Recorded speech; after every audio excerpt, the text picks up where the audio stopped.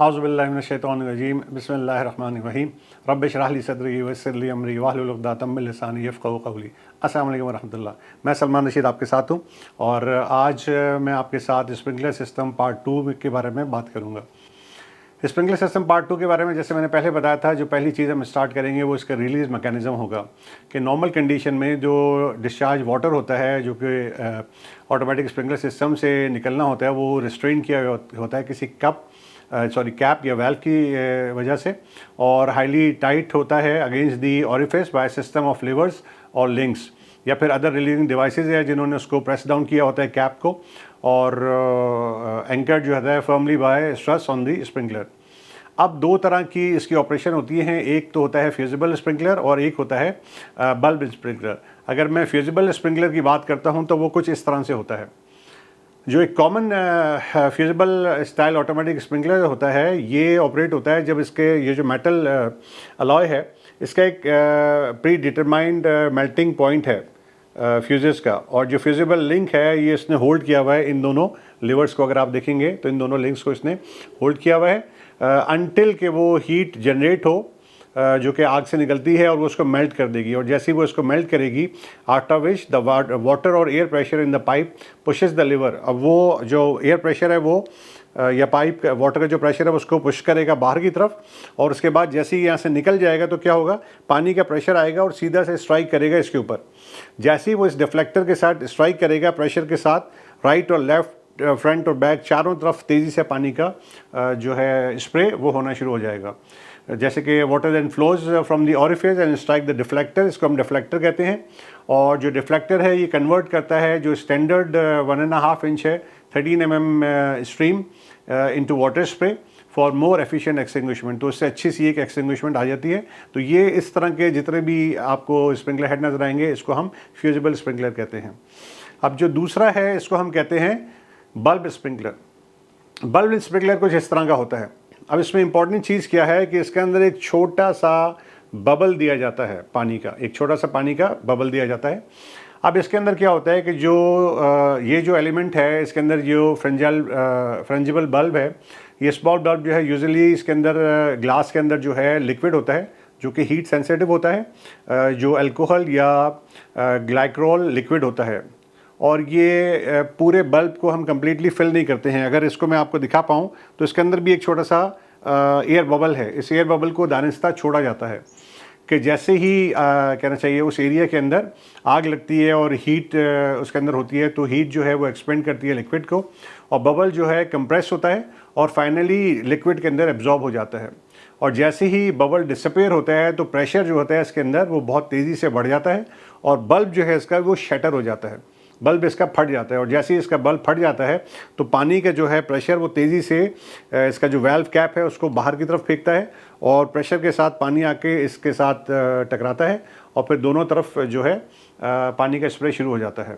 तो अगर आप जैसे कि आपको पिक्चर में नज़र आ रहा होगा, ऊपर इसके थ्रेड हैं, फिर ये कहना चाहिए इसका प्लग है, फिर इसका बल्ब है, फिर इसका ये फ्रेम है और ये इसका डिफ्लेक्टर है। तो इस तरह से हम इसके डिफरेंट पार्ट्स को आइडेंटिफाई कर रहे होते हैं। अब जो ये ग्लास बल्ब है ये आप जो मेरे पास इसमें देख रहे हैं और जो आपको पिक्चर में नज़र आ रहा है ये थोड़ा सा थिक है और वो थोड़ा सा थिन है। अब जो स्टैंडर्ड रिस्पॉन्स होता है वो 5 mm का होता है, और जो क्विक कहना चाहिए रिस्पॉन्स होता है वो 3 mm का होता है। ठीक है, इसी तरह से जो थ्रेड की टाइप है वो 1/2 इंच की होती है या 1 इंच की होती है, उनको हम NPT थ्रेड कहते हैं। और जो कॉमन फिनिशेस होती है यानी कि बनता किस चीज़ से है तो ये ब्रॉन्ज से, ब्रास से या फिर क्रोम से बन रहा होता है। अब अगली चीज़ जो आपके सामने है ये टेम्परेचर रेटिंग है, क्लासिफिकेशन है और कलर कोडिंग है। इसमें मैक्सिमम सीलिंग टेम्परेचर दिया हुआ है, फिर टेम्परेचर रेटिंग है कि उस एरिया में टेम्परेचर रेटिंग क्या होगी, फिर इसके बाद टेम्परेचर की क्लासिफिकेशन क्या है, लेट्स सपोज उसके ऑर्डिनरी है, इंटरमीडिएट है, हाई है, एक्स्ट्रा हाई है, वेरी एक्स्ट्रा हाई है, फिर अल्ट्रा हाई है और फिर दोबारा से अल्ट्रा हाई है। फिर कलर कोड है उस स्प्रिंकलर का, और ग्लास बल्ब का जो है कलर वो भी मौजूद है। अब इसको अगर हम देखें तो मैक्सिमम सीलिंग टेम्परेचर अगर 38 डिग्री सेल्सियस है और उस जगह पर अगर आग लगती है तो नॉर्मल टेम्परेचर जो होता है वो 55 से 75 डिग्री सेल्सियस होता है। तो वहाँ पे नॉर्मली ऑर्डिनरी क्लासिफिकेशन इसको ली जाती है, और इसका जो ग्लास बल्ब है वो ऑरेंज या रेड कलर का होता है। इसी तरह से अगर एरिया के अंदर टेम्परेचर की रेटिंग हमने 225 डिग्री सेल्सियस दी हुई है तो वहाँ पर जो है कहना चाहिए जो कलर कोड है वो येलो ग्रीन का होगा। 300 डिग्री सेल्सियस के ऊपर वहाँ कलर कोड जो होगा उसका ब्लू होगा। इसी तरह से 375 पे पर्पल कलर का ग्लास बल्ब के अंदर जो कलर होता है वो पर्पल होगा। इसी तरह से 475 या 575 या फिर 650 तक का अगर टेम्परेचर वहाँ पे मौजूद है जो टेम्परेचर रीडिंग के हिसाब से है उसको हम very extra high, ultra high और अल्ट्रा हाई कहते हैं। और तीनों का जो स्प्रिंकलर हेड है उसका जो ग्लास के अंदर जो बल्ब का कलर है वो ब्लैक है। तो ये इस तरह की कलर कोडिंग है। तो हम पहली नज़र में जब भी स्प्रिंकलर को देखते हैं और उसके कलर कोड को हम देखते हैं तो हम अच्छे से समझ जाते हैं कौन सी रेटिंग का है और किस टेम्परेचर के ऊपर ये एक्टिवेट होगा। अब आते हैं स्प्रिंकलर के डिफ्लेक्टर की तरफ। तो डिफ्लेक्टर जो है ये स्प्रिंकलर के साथ अटैच होता है और डिस्चार्ज पैटर्न को क्रिएट कर रहा होता है और pressure forces water against the deflector which converts it into a spray pattern. और पानी जिस प्रेशर के साथ आगे डिफ्लेक्टर पे टकराता है तो फिर ये क्या करता है, ये एक स्प्रे पैटर्न को क्रिएट करता है। और डिस्चार्ज पैटर्न जो है वो बहुत ज़्यादा डिपेंड करता है स्टाइल ऑफ डिफ्लेक्टर और इसको सेलेक्ट किया जाता है रिस्क फैक्टर, उस ऑक्यूपेंसी के रिस्क फैक्टर की वजह से। तो मॉडर्न स्प्रिंकलर्स जो हैं वो प्रोड्यूस करती हैं uniform discharge pattern but that is directed downward, control fire more quickly and protect structure elements more effectively. अब आते हैं स्प्रिंकलर्स की ओरिएंटेशन के ऊपर कि आपने इसको लगाया एरिया में किस तरह से है, किस तरह से आप इसको इंस्टॉल कर रहे हैं।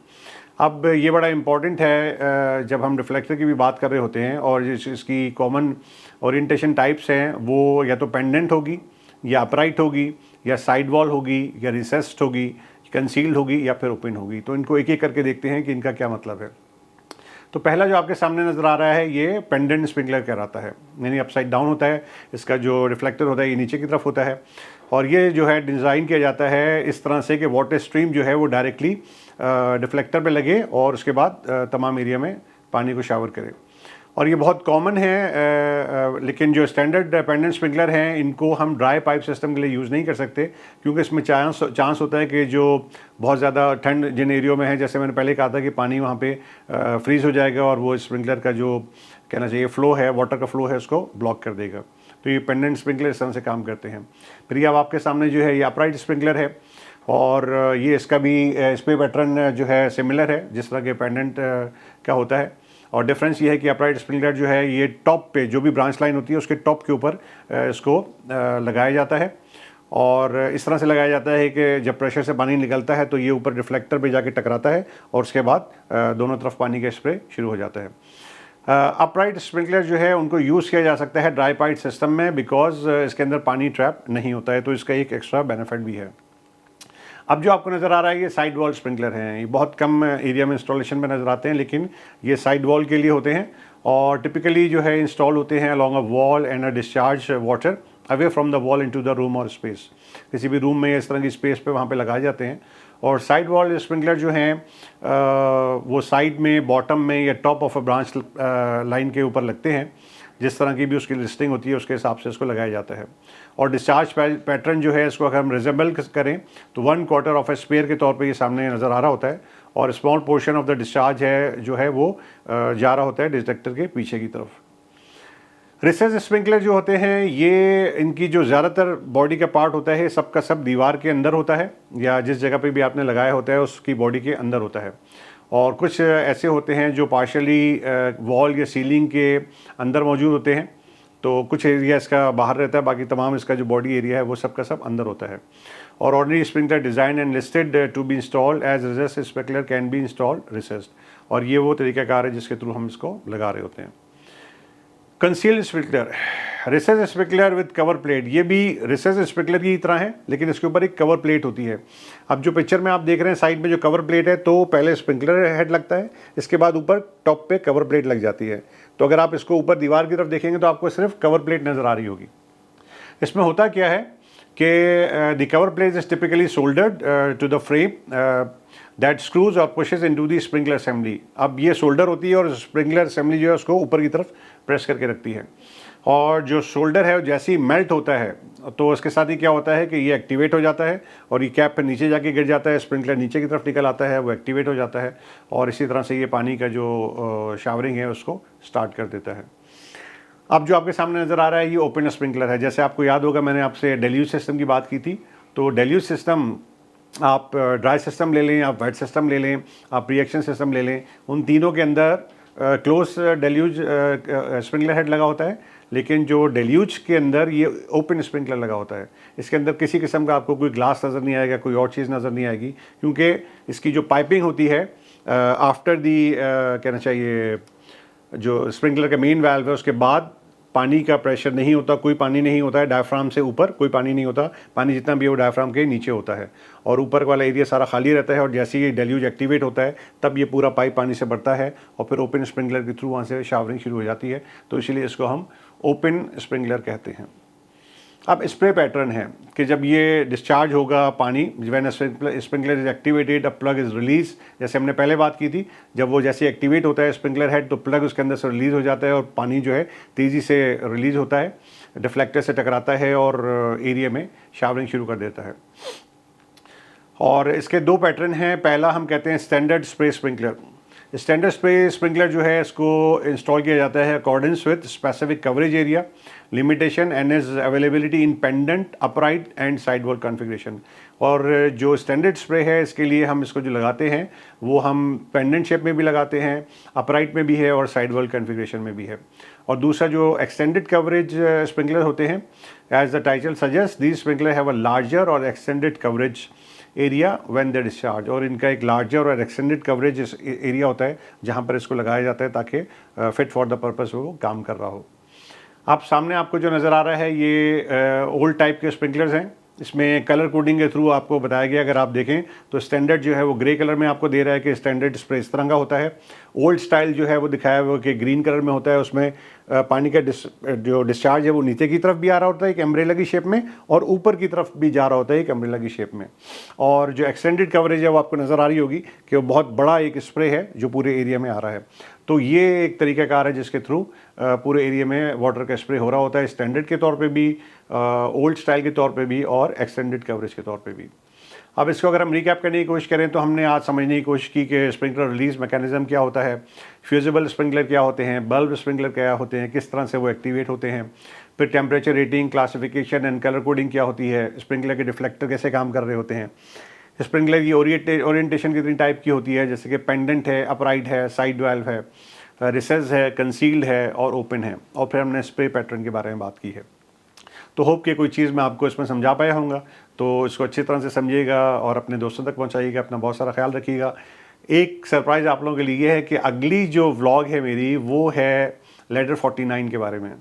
ये लेडर 49 क्या है? लेडर 49 एक बहुत अच्छी मूवी है जो कि एक फायर फाइटर की ज़िंदगी के बारे में है। तो वो क्या है और किस तरह से उसके अंदर इवेंट्स पेश आते हैं और हमें वो क्या बेनिफिट देगी देखने का, ये सब मैं आपको अगली वीडियो में बताऊंगा लेडर 49 के बारे में। सो अपना ख्याल रखिएगा। Thank you very much. अल्लाह हाफ़िज़।